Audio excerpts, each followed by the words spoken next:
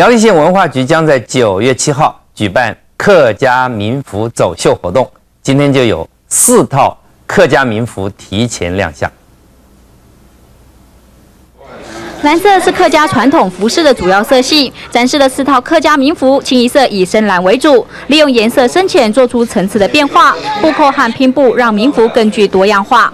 为了配合客家文化月，苗栗县文化局上午先行展示4套民服，为活动暖身。虽然只是打样的服装的颜色或许年轻人无法接受，不过重头戏是在下个月7号，在客家三合院展示的20套客家民服，保证让大家耳目一新。因为以下时態冇共樣誒，可所我就主希望講。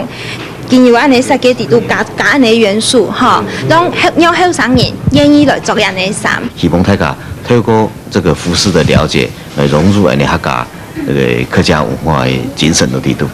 20套客家民服都是经过改良，配合各个年龄阶层甚至身份。苗栗县政府也将在20套客家民服中挑选6套，提供民众票选，作为县府人员的工作制服。民视新闻邱俊超苗栗报道。2种。很多人知道民进党立法委员罗文嘉是客家人，但是很多人不知道罗文嘉的未婚妻是道道地地的外省人。这位外省小姐能唱山歌，还会说客家话。她是刘昭仪，精明干练的新女性，另一个身份是罗文嘉的未婚妻。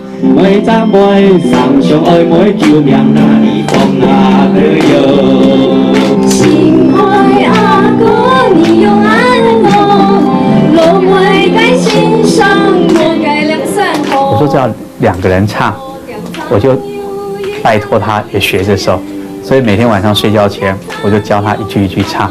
他现在已经能够完整的唱了。15岁以前一直住在桃园新屋乡的罗文嘉，曾经以为台湾只有客家话和国语2种语言，后来才知道客家话不但是弱势语言，客家人也像社会的隐形人，有点像是失根的兰花，找不到自己的定位。就外省的族群，他觉得你是台湾人；就闽南族群来讲，他会觉得你讲的语言根本不一样。语言的特殊性是客家族群很特别的，但是对客家族群来讲，它最悲哀的部分也在此，就是客家语言在流失当中。回家吃我妈做的客家菜完，我就一定会教她讲一句客家话，很好吃，叫做冻好血。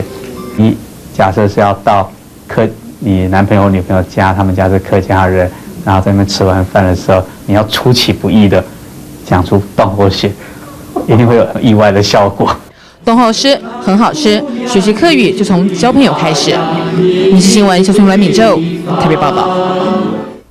在美浓有别致的烟叶饭，不要以为烟叶饭就是用烟叶把饭菜包起来的餐点，事实上，这是早期烟农为了方便工作所吃的便当。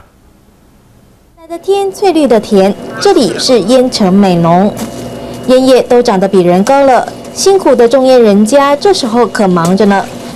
由于采收烟叶全靠人工，美浓人种烟有一套交工制度，大家互相帮忙，甚至为了争取工作时间，连午饭也是送到田里吃。有咩饭啊？大桶哦。大菜哦。哎。来。所谓的烟叶饭就是烟农吃的便当。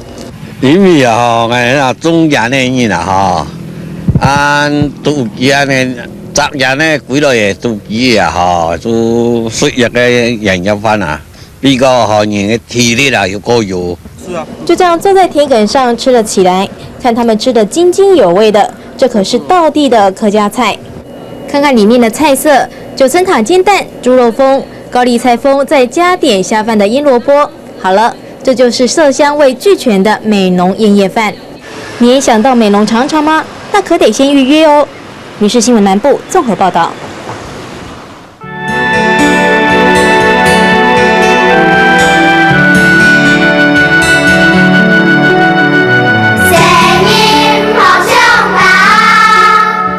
Hãy subscribe cho kênh Ghiền Mì Gõ để không bỏ lỡ